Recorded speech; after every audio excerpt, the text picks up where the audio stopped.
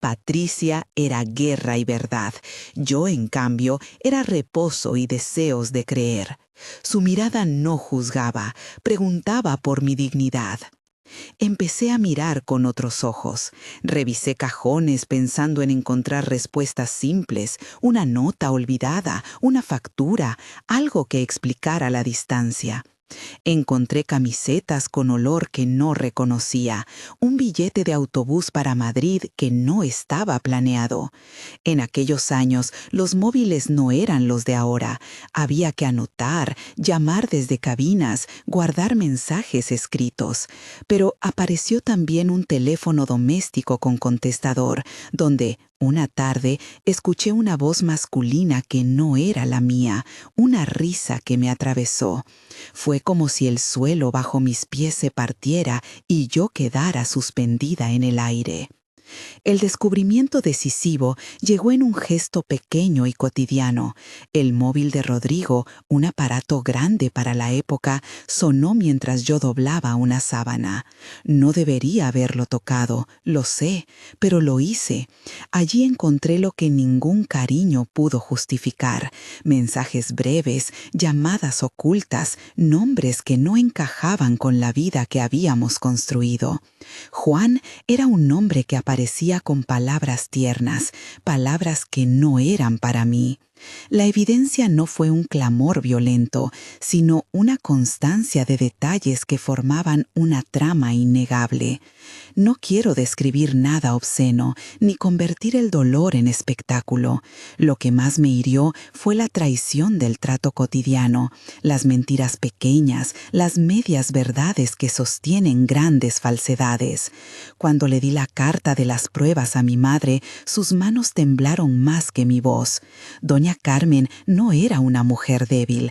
Había criado a 3 hijos y cosido 1000 vestidos, pero al ver las palabras que asomaban de ese aparato electrónico, se le quebró la fe en una normalidad que había protegido con celo.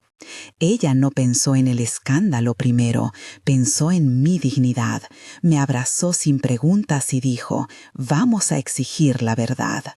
La confrontación fue rápida y brutal en su sencillez. Se lo dije a Rodrigo en la cocina, entre platos sin lavar y una luz que filtraba la tarde. No hubo gritos, solo una acumulación de silencios que se volvieron palabras. Él no negó al principio. Su mirada buscó salida y halló excusas pobres: presión, confusión, miedo. Cuando las palabras se hicieron incontrovertibles, Rodrigo bajó la cabeza y, por primera vez, vi en él algo que antes no había querido mirar. No era un villano, era un hombre atrapado entre una expectativa social y su propia verdad. Mi rabia fue una ola. Sentí vergüenza más que infierno, no por lo que me habían hecho, sino por cómo mi propio cuerpo se había sentido vacío en una cama compartida. Me culpé por no haber adivinado antes, por habérmelo tomado todo tan literalmente, por haber confiado en silencios. Al mismo tiempo, una compasión extraña comenzó a abrirse en mí. ¿Cómo había vivido él su verdad en la sombra? No lo justifico, la mentira dañó. Pero en su confesión pude ver la huella de una sociedad que no dejaba margen a otros modos de ser, una iglesia que miraba con recelo lo que no encajaba en su molde. La ruptura fue inevitable. No fue una escena de película con puertas que se cierran de golpe. Fue una desintegración lenta y dolorosa. Hicimos valijas, la casa se convirtió en un museo de recuerdos que ahora dolían. Mi madre me acogió en su cuarto y allí, entre costuras y mañanas de café, empezamos a recomponer. La comunidad parroquial se dividió entre quienes mostraron compasión y quienes la negaron, pero la presencia pastoral fue crucial. Un sacerdote, con mirada cansada y manos abiertas, nos ofreció acompañamiento sin preguntas inquisidoras. Me habló de dignidad humana, de verdad y de la libertad que viene de ser sincera con uno mismo y con los demás. Encontrar a doña Regina, la psicóloga, fue un acto de salvación práctica. Ella no llegó con recetas morales, vino con una silla y un cuaderno. En la primera sesión lloré tanto que sentí que la garganta se me desgarraba. Doña Regina me dijo que llorar era un lenguaje legítimo y me enseñó a nombrar lo que sentía: vergüenza, rabia, pérdida, también incredulidad por la dimensión pública del dolor. Trabajamos en pasos pequeños: reconocer el daño, reconstruir límites, nombrar el rencor y, cuando estuvo listo, trabajarlo para que no me consumiera. En terapia aprendí a no reducir mi identidad a la traición recibida. Yo seguía siendo una mujer con oficio, con una historia propia que no debía ser borrada por lo que me pasó en el matrimonio. Volví a la tienda de telas donde había aprendido a cortar patrones. La textura de la seda y el rumor de la aguja fueron una compañía. Con paciencia volví a coser mi identidad con hilos nuevos: solidaridad con otras mujeres, trabajo, amistad con Patricia, que se convirtió en sostén y, con el tiempo, en motor de mi regreso a la vida pública. Aún así, el camino fue espinoso. La sociedad exige respuestas rápidas: separación, juicio, limpiar el nombre. Pero la justicia emocional no es una sentencia única, es un proceso. Tardé en permitirme salir, en dejar que la gente me reír sin culpa. Fue en esos años, entre 1991 y 1993, que empecé a replantear qué era lo que realmente deseaba para mi vida. No la máscara de una felicidad que no era mía, sino la posibilidad de ser auténtica, de construir relaciones donde la verdad no fuera una amenaza. Conocí a Pablo en la biblioteca municipal, entre libros de historia y algún tomo de poesía. Tenía una bondad sencilla y una risa clara que no pedía nada. No era un príncipe, era un hombre sereno que sabía escuchar. Empezamos a caminar por las calles de Zaragoza sin máscaras, con conversaciones que iban de lo cotidiano a lo profundo. Pablo no llegó a reemplazar el pasado. Eso es imposible. Llegó a ofrecer otro modo de compañía, sin secretos, con límites sanos y, sobre todo, con respeto. Nos casamos en 1995 en una ceremonia íntima, sin alardes. Esta vez mi elección fue consciente y sin prismas de expectativa moral ajena. Tener hijos con Pablo fue un don que me enseñó a vivir cada día con menos prisa. La maternidad me presentó tareas humildes y alegres: cunas que montar, canciones que inventar, historias para leer. Y después, en un tiempo que no es fácil de medir, llegó la dicha de convertirme en abuela. Ese rol trajo consigo una transformación profunda. Ser abuela me permitió mirar el pasado con ojos menos afilados y ofrecer a otros una presencia que sostiene y acompaña sin juzgar. Los nietos me enseñaron la ternura reparadora. Sus manos pequeñas sobre mi falda borraban por instantes las cicatrices más recientes. Con el paso de los años, me planteé que mi historia no debía quedar encerrada en la familia. Empecé a hablar en círculos de mujeres, en grupos parroquiales, no para señalar culpables, sino para ofrecer testimonio y esperanza. Contar lo vivido exigía valentía. Volver a narrarlo en público me exponía a miradas y preguntas. Pero también supe que mi voz podía ser una compañía para otras que sufrían en silencio. No hablé para escandalizar, hablé para nombrar que la verdad libera, que la terapia cura y que el perdón, cuando llega, es una elección que sana. En un encuentro en la parroquia, una mujer joven se me acercó con los ojos húmedos y me dijo: «Su historia me ha dado fuerza para enfrentar lo que me pasa». Fue en ese momento cuando comprendí que mi dolor podía transformarse en puente. Empecé a trabajar con asociaciones locales, a participar en charlas donde el tema central era la compasión y la verdad, donde se hablaba de la necesidad de espacios que acompañen sin condenar. En esas charlas yo hablaba también de la iglesia como lugar de encuentro, pero advertía sobre las presiones que a veces fuerzan a las personas a ocultar su verdad. Quiero detenerme un instante para ofrecer una reflexión que se ha vuelto central en mi vida. La autenticidad no es un regalo que se te da, es una conquista que se trabaja cada día. La fe para mí dejó de ser un uniforme social y se volvió conversación íntima con Dios. Le pedí fuerza, le pedí claridad, le pedí la posibilidad de perdonar para no vivir prisionera del rencor. El perdón no borró la herida, pero me permitió caminar sin que el pasado dictara mis pasos. Perdonar fue, sobre todo, liberarme para ser quien soy. No fue un camino recto, hubo recaídas, momentos en los que la memoria golpeaba con fuerza. Ver a Rodrigo por la calle, enterarme de su enfermedad años después, sentir que algunas miradas en el pueblo todavía buscaban sensacionalismo. Aprendí a poner límites, no permití que la curiosidad ajena me definiera. Mi familia fue clave, doña Carmen envejeció conmigo y su abrazo fue un refugio. Patricia se convirtió en la amiga que sabe cuándo callar y cuándo empujar. Pablo fue el compañero que sostuvo sin tomar el papel de sanador absoluto. Su tarea fue estar, acompañar, amar sin que mi historia se convirtiera en su proyecto. Con los años, algunos en la parroquia empezaron a nombrarme esa señora que contó su vida, como si fuera un título de honor o de sorpresa. En realidad, lo que hice fue elegir la dignidad sobre el silencio. Fui a varias mesas redondas, acompañé a grupos de apoyo y, sobre todo, escuché. Escuchar se convirtió en mi ministerio cotidiano. El banco de la plaza, la fila del pan, la sala de espera del médico, todos eran lugares para aprender y ofrecer compañía. No me sentí heroína, me sentí mujer curada en parte por la comunidad que me acogió y por la terapia que me equilibró. Hay, en esta ruta, una enseñanza pastoral que quisiera dejar clara a quien escucha.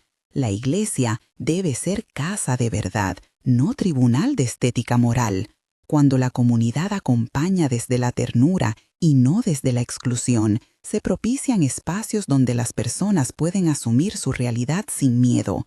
Eso no equivale a justificar mentiras. Significa entender que la verdad duele y que acompañarla es una tarea comunitaria. Si algo aprendí en mi dolor es que la misericordia no es debilidad, es fuerza para sostener a quien cae y para ayudarle a levantarse. El proceso de reconstrucción me llevó también a implicarme en asesorías para mujeres que necesitaban apoyo legal y psicológico.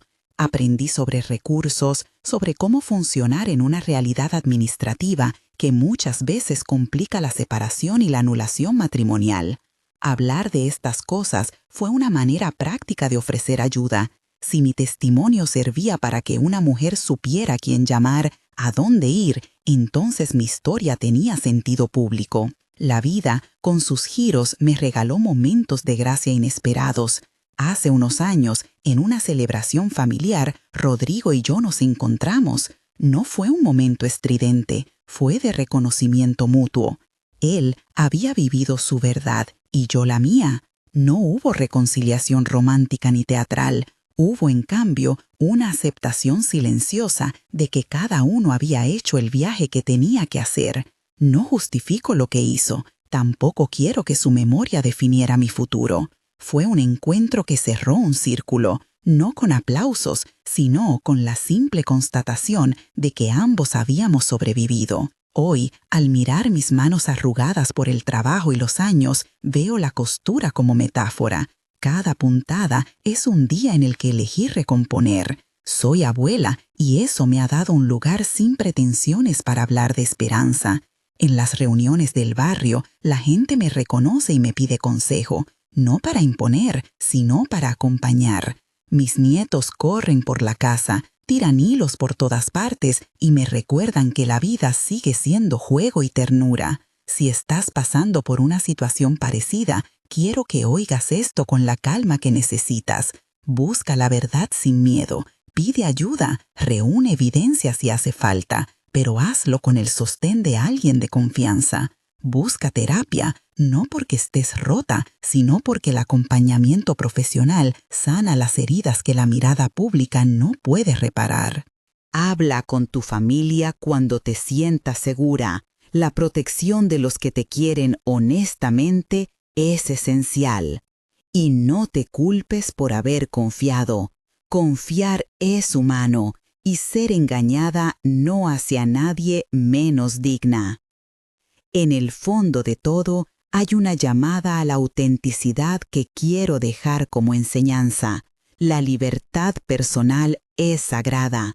Vivir en honestidad propia y ajena es un acto de valentía que libera no solo a quien la vive, sino a su entorno. Convertirme en un símbolo de esperanza no fue algo buscado, fue el resultado de poner palabra a mi dolor y después de transformar esa palabra en servicio. Si algo me sostiene, es la certeza de que la verdad, aunque duela, no destruye si se la acompaña con compasión. Mañana saldré a la plaza con mi nieto y tal vez me detenga en la heladería donde todo empezó. Miraré la máquina de helados y recordaré el limón de aquella primera cita. Ya no tengo urgencia por volver a ser la de entonces. Ahora sé que la vida admite nuevas costuras y que cada puntada, aunque visible, puede formar un patrón nuevo. En las reuniones con mujeres jóvenes que se acercan a contarme sus miedos, digo siempre lo mismo. No cierres los ojos ante la verdad, pero tampoco la lleves como un arma que te consuma. Que la verdad sea camino hacia la libertad, no cadena que asfixie. Quedan aún páginas para contar, la labor en las asociaciones, las conversaciones con jóvenes de la parroquia, el proceso de perdón maduro que me llevó años y cómo la comunidad empezó a cambiar su mirada. Hay encuentros que cambian para siempre la percepción colectiva y me gustaría seguir narrando cómo, desde mi puesto humilde de abuela, pude influir en pequeñas transformaciones en mi ciudad. Pero eso pertenece a otro tramo de la historia y merece ser contado con calma. Había comenzado, sin darme cuenta, a tejer una red que no conocía su nombre hasta que alguien la nombró por mí: apoyo comunitario. Al principio fueron unas pocas mujeres en la sacristía, después el local de la asociación juvenil, luego la plaza los sábados por la mañana. Cada encuentro tenía su propia textura: el olor del café en la cocina parroquial, la luz que entraba por los vitrales cuando cerrábamos las persianas para tener intimidad, la risa nerviosa que asomaba cuando contábamos cosas pequeñas para templar el miedo. Clara, la abogada que una noche aceptó conversar conmigo en la heladería, organizó talleres de asesoría legal. Mateo, el psicólogo que trabajaba en el centro de salud, vino una tarde para explicar qué es la revictimización y cómo evitarla en las entrevistas. El padre Andrés, con su voz grave y sus manos siempre ocupadas en arreglar papeles, cedió la sala parroquial para que pudiéramos recibir a las jóvenes en horarios que no incomodaran a sus familias. No todo fue fácil. Hubo obispos virtuales y voces preocupadas que preguntaban si lo que hacíamos manchaba la reputación de la iglesia. Pero el padre supo decir lo esencial: la verdad nos hace libres, y con eso abrió una puerta. Recuerdo una tarde en que vinieron 3 muchachas de un barrio cercano. Tenían los ojos vivos pero cansados y hablaron en ráfagas, como quien suelta un ovillo para que no se enrede dentro. Me senté con una de ellas, se llamaba María, y mientras le tomaba la mano traté de no anticipar palabras. Ella contaba cosas tan parecidas a las mías que por un momento sentí la tentación de repetirme como receta. Pero la escucha exige que cada historia conserve su singularidad. Le dije lo que me hubiera gustado oír cuando yo tenía su edad: no estás sola, no tienes que cargar la vergüenza. Lo que te pasó está en el pasado, pero no por eso debes llevarlo como castigo. Hay caminos legales, hay terapia, hay gente que te acompañará a dar pasos, uno por uno. Sus ojos se llenaron de lágrimas y no fue lástima lo que vi. Fue un alivio lento, como si por primera vez alguien le dijera que podía respirar sin apretar el pecho. Ese acompañamiento práctico transformó nuestro trabajo en algo visible. Montamos un pequeño protocolo: recepción confidencial, derivación a servicios médicos, asesoría legal, acompañamiento para la denuncia si la mujer lo deseaba. No imponíamos la denuncia, ofrecíamos información y presencia. Algunas mujeres quisieron denunciar, otras preferían procesar en el silencio protegido del círculo. Respetar cada decisión se volvió una ley no escrita entre nosotras. Los jóvenes de la parroquia fueron otra frontera. Al principio pensé que no querrían escuchar a una abuela. Me equivoqué. Llegaban curiosos, con sus celulares, con las dudas que antes no se hablaban. Les hablé sin solemnidades, hablé de confianza, de límites, de cómo reconocer que una relación sana no exige controles ni silencios que lastiman. Hicimos dinámicas sencillas, tejimos historias colectivas en las que tenían que decidir por el bien común, ejercitamos el decir no sin culpas, trabajamos el concepto de consentimiento como algo que no se negocia. Allí apareció una pregunta que me atravesó: ¿cómo se forma la cultura del respeto si no empezamos por escuchar a los que se resisten al cambio? La respuesta fue simple y lenta: se hace con constancia. Hubo, claro, resistencias. Un grupo de vecinos se quejó cuando anunciamos un curso sobre relaciones sanas en la biblioteca municipal. Confundieron la enseñanza con un elogio de rupturas familiares. Si algo aprendí en mis años, además del valor de la verdad acompañada, fue a no desgastarme en debates estériles. Respondía con hechos, hicimos un foro, invitamos a padres, profesores, a quien quisiera venir. Abrimos el micrófono a quienes pensaban distinto y también a quienes callaban por miedo. Fue una sesión larga, hablamos de límites, de amor y de dignidad. Al final, varias personas dijeron que lo que escucharon les había hecho pensar en sus propias casas. No buscábamos aplausos, buscábamos que la conversación saliera de los rincones oscuros. El perdón maduro fue otro capítulo que me exigió días y noches. Algunas noches cosí hasta que mi vista se nublaba, otras salía a la vereda y miraba las estrellas, preguntándome si había algo definitivo que aprender sobre la segunda oportunidad que la vida me ofrecía. Encontré compañía en amistades nuevas, mujeres que entraron en mi vida por un interés común y que se quedaron por afición a la conversación. Cocinábamos juntas, discutíamos libros, discutíamos menos y escuchábamos más. Los nietos seguían siendo un refugio, sus voces, sus preguntas ingenuas, sus abrazos desarmados. Con el tiempo, la ciudad empezó a hablar de nosotros no con lástima, sino con curiosidad. Cuando se organizó una campaña de sensibilización contra la violencia doméstica, me pidieron que contara mi experiencia. Sentí vértigo, sin embargo, recordé que mi voz ya no era mía sola, era de todas las que habían pedido ser escuchadas a mi lado. Fui al acto vestida con una bufanda que me había regalado una de las jóvenes, y hablé sin adornos. Conté cómo la verdad me liberó, cómo la ayuda legal y psicológica fueron herramientas indispensables y cómo la comunidad pudo reconstruirse cuando dejó de culpar a la víctima. Hubo también reconciliaciones sorprendentes, no con los que nos hicieron daño, sino entre vecinos que habían sido indiferentes.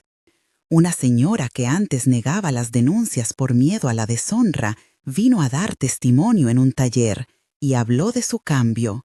Su voz temblaba, pero era la voz de quien había decidido aprender en la vejez. Esos gestos, pequeños y enormes a la vez, fueron construyendo un nuevo tejido social. Ahora, mientras escribo estas líneas, pienso en las nuevas generaciones que vienen.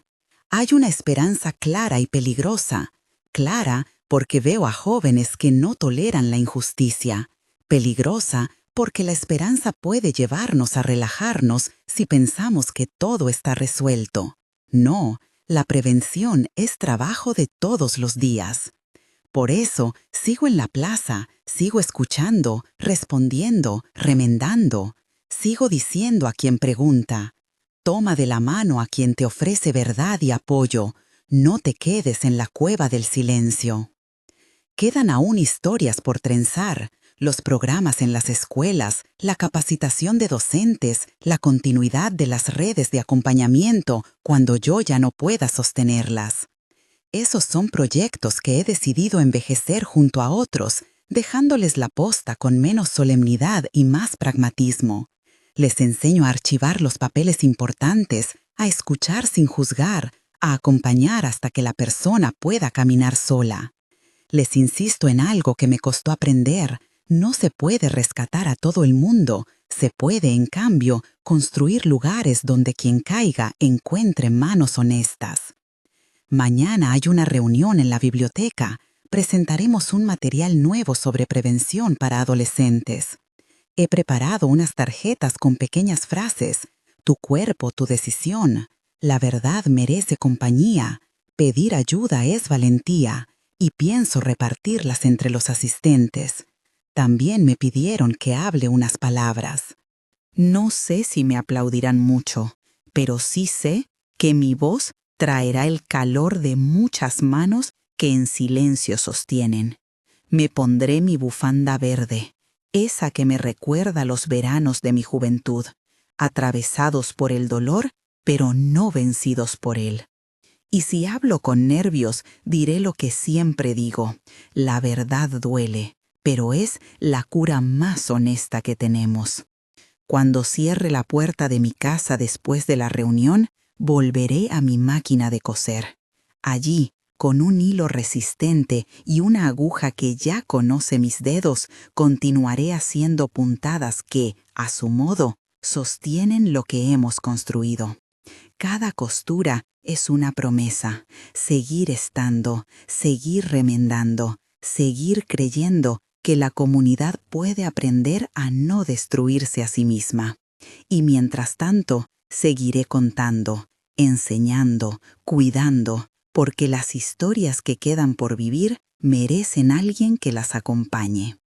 La sala de la biblioteca olía a papel y café recalentado. Las mesas estaban dispuestas en semicírculo. En el centro, una pila de mis tarjetas esperaba como si fueran pequeñas banderas. Entré con la bufanda verde anudada al cuello y sentí, por un segundo, la antigua inseguridad de quien no sabe si merece hablar. Luego recordé las manos que me habían sostenido y me acomodé en la tarima improvisada. Había estudiantes, padres que habían traído hijos adolescentes, algunas mujeres mayores que conocía del barrio, y junto a ellas, caras nuevas, jóvenes que miraban con atención, sin esa mezcla de compasión mal entendida que antes me arrebataba la palabra. Saludé con la voz que ya no me tiembla tanto.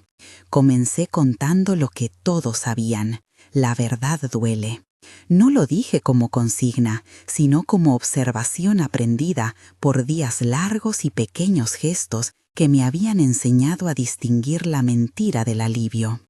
Hablé de los primeros pasos, de la lentitud de los papeles, de la fragilidad del sistema y de la fuerza que se encuentra en los otros. Hablé de la costura, cómo sostener una tela rota no es neutralizar el daño, sino ofrecer un lugar donde recomponer el cuerpo y la memoria. No hice discursos heroicos, conté cómo una llamada, una cita con el abogado, una sesión de terapia habían sido, cada una puntada diferente. Entre el público, una joven se limpió una lágrima sin vergüenza. Una madre apretó la mano del hijo adolescente como quien le recuerda que escuchar es también proteger. Después de mi intervención, abrimos para preguntas y la primera fue directa.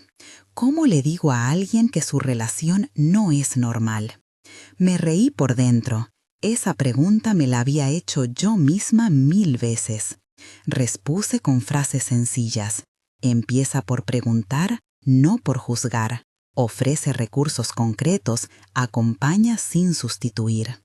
Repetí la idea que ya había convertido en lección. Toma de la mano a quien te ofrece verdad y apoyo. Fue poco, pero fue útil. Varios tomaron una de las tarjetas. Terminada la charla, se acercaron a mí 2 chicas jóvenes que trabajaban en un taller de teatro del barrio. Una de ellas, que se llamaba Ana, me dijo: «Queremos integrar esto en una obra. Queremos que los chicos lo vean como algo real, no como una charla de adultos». Acordamos colaborar. Les llevaría relatos anónimos adaptados y ellas crearían escenas con jóvenes para presentarlas en institutos. Sentí cómo mi voz se multiplicaba. Ya no la tenía que cargar sola. Mientras recogíamos las mesas, una adolescente que había permanecido en el último banco se acercó tímida. Se llamaba Lucía y decía que le resultaba difícil hablar en casa. No habló de violencia directa, pero su historia era la de una chica que aprendía a bajar la mirada y a justificar pequeños silencios. Le ofrecí una cita en el centro de acompañamiento y le di un horario de referencia. «No tienes que decidir nada hoy», le dije, «venimos a escuchar primero». Ella asintió, y por la forma en que su hombro se destensó un poco, entendí que el gesto de ofrecer una salida ya era un acto de cuidado. La tarde se disolvió en tareas prácticas, repartí tarjetas, conversé con la bibliotecaria sobre charlas en horario escolar y dejé un cajón con materiales. En el pasillo, la señora que antes negaba las denuncias, la vi aquella vez en el taller con la voz quebrada, me abrazó. «Lo que usted dijo me llegó al alma», murmuró. En esas miradas encontré confirmación. La comunidad cambiaba de a poco, con pasos inciertos pero persistentes. Esa noche, al volver a casa, coloqué la máquina de coser bajo una luz clara. Las puntadas se hicieron diálogo. Cada hilo era una historia que yo, sin darme cuenta, estaba trasladando a otras manos. Las jóvenes que ahora me acompañaban vinieron algunos días a aprender. Aprendían a coser, sí, pero sobre todo aprendían a escuchar.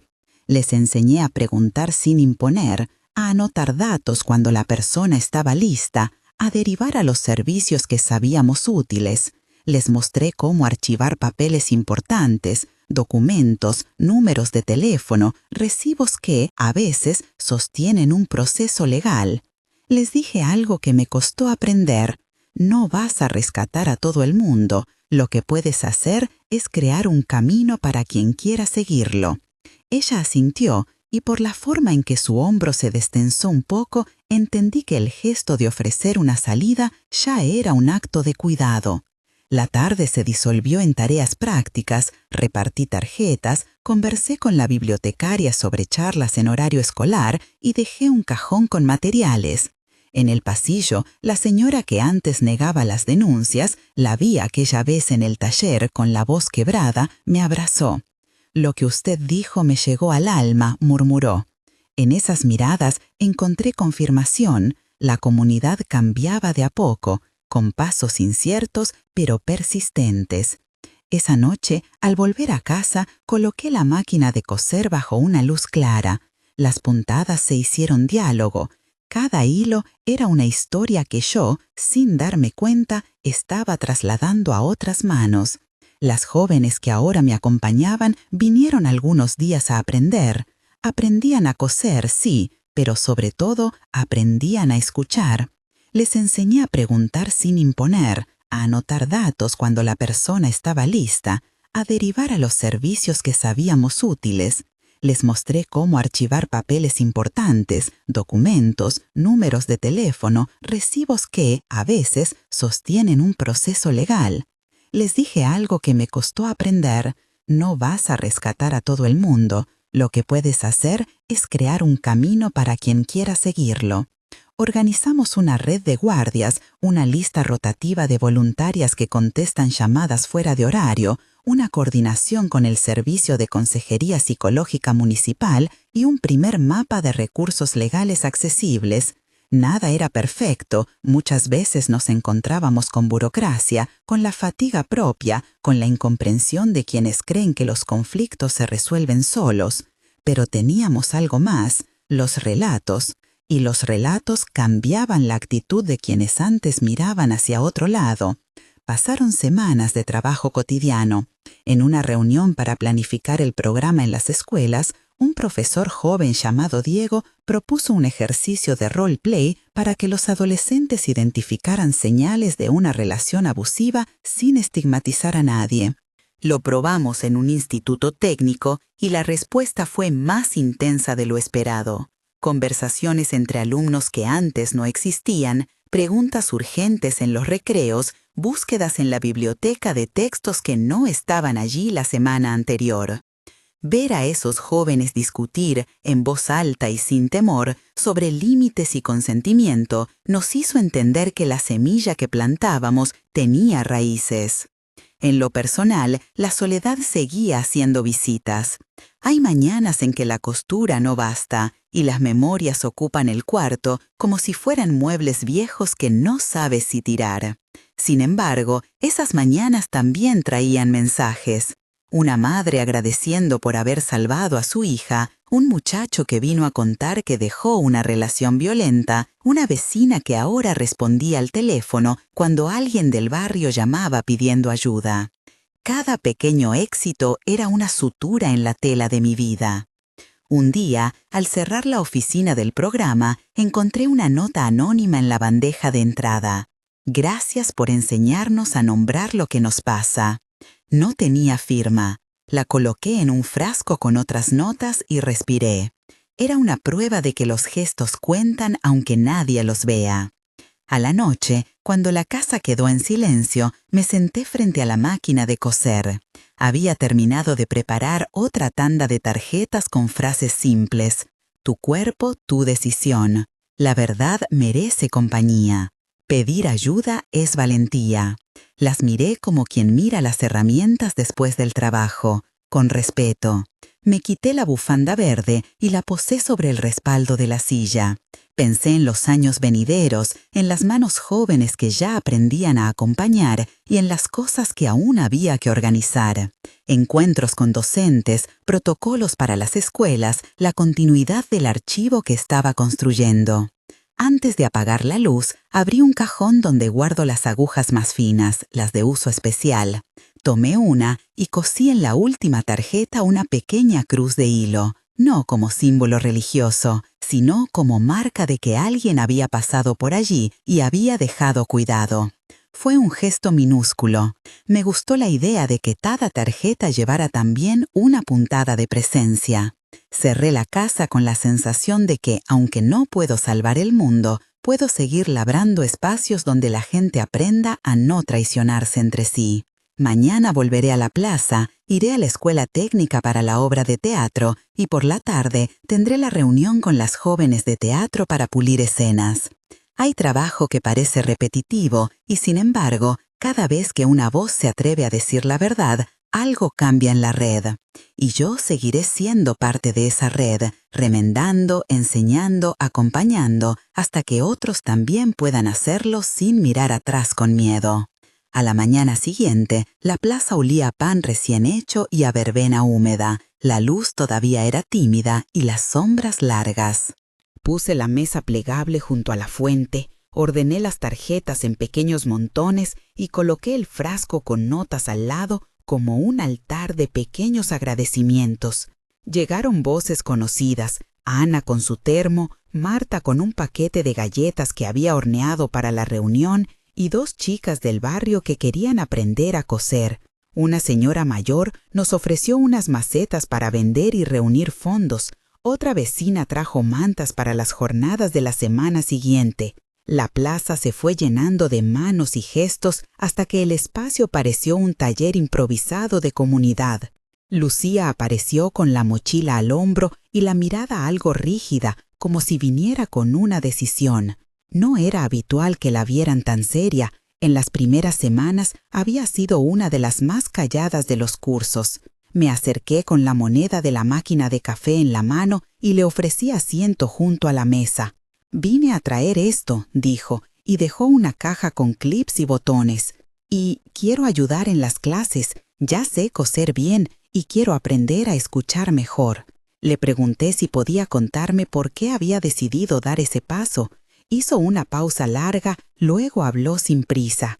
Habló de noches en vela, de golpes que empezaron siendo palabras y fueron ocupando todo el espacio de la casa. Habló de una salida que había preparado durante meses, de un número que había marcado escondida y de cómo una nota anónima, muy parecida a la mía en el frasco, la había impulsado a creer que podía pedir ayuda.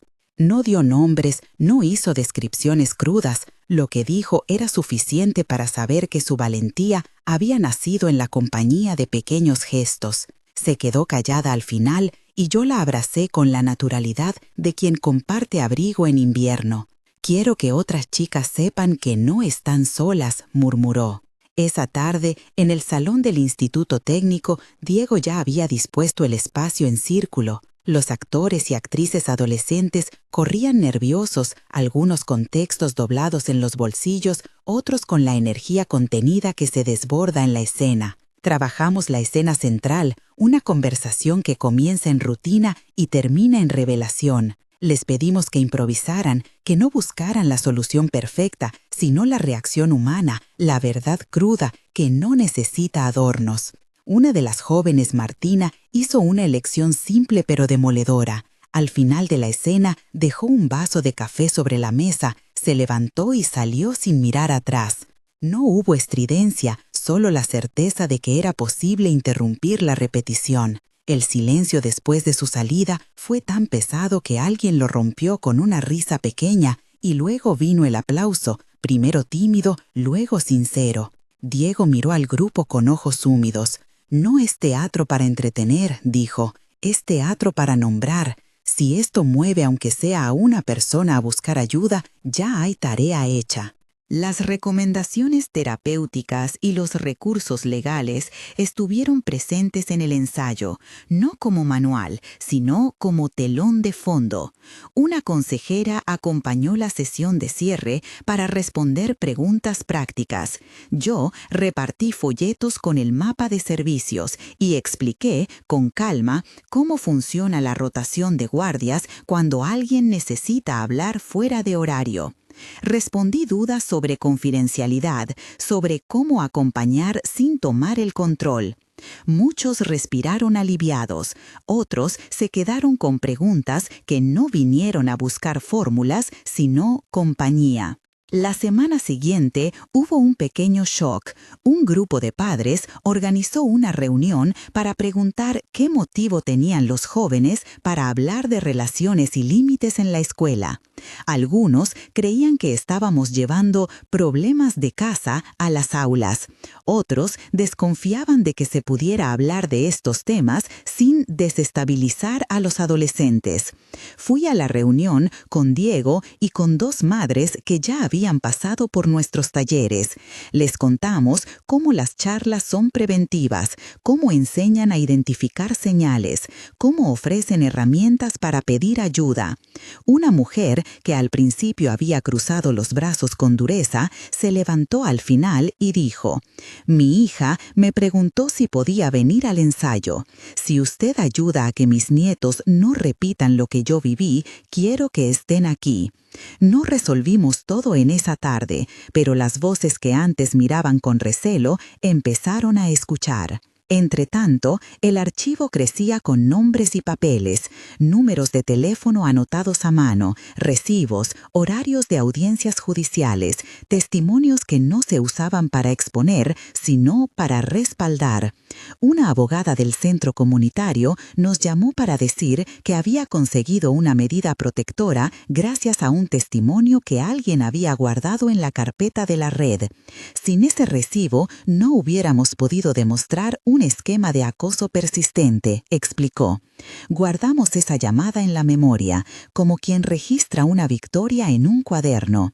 Las noches volvieron a ser heterogéneas. Hubo ventanas abiertas para conversar y otras en las que la soledad golpeó con más fuerza. A veces, después de cerrar la oficina, me sentaba en el banco de la cocina y contaba las agujas en ese cajón especial. Imaginaba manos distintas en la vida de las personas que buscaban ayuda. Unas temblorosas al principio, otras firmes. Me repetía la frase que algún día me había dicho una amiga: la reparación es lenta y muchas veces invisible. Pero también habían señales visibles, personajes que volvían a confiar, rostros que se liberaban de silencios antiguos, cartas con agradecimientos que dejaban el pecho más liviano por un rato. Planificamos una pequeña muestra pública de la obra, no en un teatro formal, sino en la plaza como un acto abierto para el barrio. La idea era interrumpir la rutina del domingo con una escena que invitara a hablar. Los permisos municipales llegaron con cierta burocracia. Hubo que explicar otra vez qué buscábamos, presentar protocolos y garantías. En esa gestión nos topamos con miradas que exigen justificaciones y con funcionarios cansados que no siempre entienden la urgencia emocional. Fue un recordatorio de que las redes, además de calentar, tienen que saber enfrentarse a la rigidez institucional. En la última noche antes de la función, el grupo se reunió para ensayar por última vez bajo una luz amarilla en el centro cultural.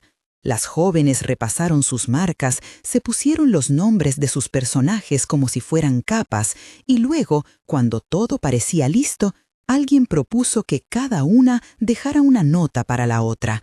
Una nota que dijera qué le había costado llegar hasta allí, qué la había sostenido. Las notas se leyeron en voz baja y algunas voces se quebraron. Al terminar, tomé una de las tarjetas y cosí otra pequeña puntada de hilo en la esquina. No era solo un símbolo, era la promesa de que allí, en ese pedazo de tela, alguien había encontrado compañía. Cerré esa jornada con la sensación de que estábamos construyendo algo que iba más allá de los talleres, una cultura de presencia. Había fatiga, sí, desafíos administrativos, sí, días en que la soledad no encontraba arreglo, pero también había una red que tejía y que cada vez sumaba más hilos. Antes de irme a dormir, puse otra nota en el frasco. Esta decía: hoy vi a chicas salir de escena como si retomaran su respiración. No firmé, no hacía falta. Afuera, la noche traía el rumor de la ciudad. Perros, autos lejanos, la música que siempre se filtra desde algún bar. Me asomé por la ventana y pensé en cómo, a veces, el trabajo más urgente es el que no se ve. La escucha paciente, la mano que sostiene, la forma de guardar un papel para que más tarde sirva. Apagué la luz con la misma certeza con la que había cosido la última cruz en una tarjeta. Aquello que hacemos, por pequeño que sea, deja una marca en la trama del barrio. Mañana sería la función en la plaza y con ella una nueva posibilidad de que una voz rota encontrara compañía. Cerré los ojos con la sensación de que, aunque quede mucho por hacer, no estamos solos para hacerlo.